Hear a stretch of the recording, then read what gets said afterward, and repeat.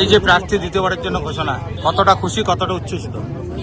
খুশি তো বটেই যে আমার উপর দিদি এবং অভিষেক বন্দ্যোপাধ্যায় এবং আমার দল সর্বোপরি এতটা আস্থা রেখেছে, ভরসা রেখেছে, সেই জন্য আমাকে সিলেক্ট করার জন্য আমি খুব কৃতজ্ঞ এবং খুব খুশি। লাস্ট যে বিধানসভা উপনির্বাচন আপনি জিতেছিলেন, কতটা লোকের জন্য কাজ করতে পেরেছেন? আমি আমার সাধ্যমতো আমি চেষ্টা করেছি, সেটা তো মানুষই মূল্যায়ন করবে। কেননা আমি উপনির্বাচনে জিতে এসেছি, তার মানে কি তার আগে আরেকজন বিধায়ক ছিল এখানে, দুই বিধায়কের হাভাব করে যদি দেখা যায় তাহলে তুল্যমূল্য বিচার করলেই সাধারণ মানুষ যারা আছে, আমি নিজে মুখে বললে তো হবে না, মানুষই সেটা বিচার করবে। আপনারা যারা সাংবাদিক বন্ধুরা আছেন, আপনারা সেটা দেখছেন, আপনারা মূল্যায়ন করবেন যে আমার কাজের কতখানি আমি কাজ করতে পেরেছি। প্রচারে কবে থেকে নামছে? নেমেই গেছি তো প্রচারে আমরা। আমার সতীর্থরা যারা আছেন, দলীয়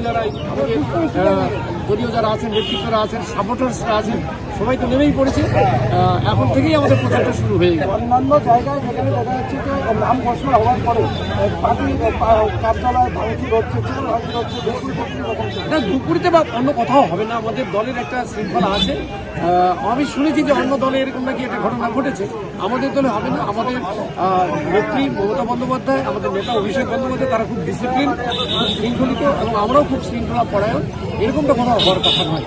মানে এই যে দলের ভিতরে ক্ষোভ বিক্ষোভ মিটিয়ে কি করে একসাথে নিয়ে চলবেন এই প্রচারে? না, সে তো ক্ষোভ বিক্ষোভ নেই, তো অল্প স্বল্প মানবিমান থাকে, প্রত্যেকটা দলের মধ্যে থাকে, সেগুলো নিয়ে ভাববার কোনো কারণ নেই।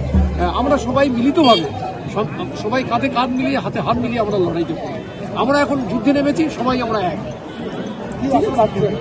আশা মানে কি আমরা জিতবই। ব্যবধানটা কত হবে? ব্যবধান তো আমরা তো ঠিক করে।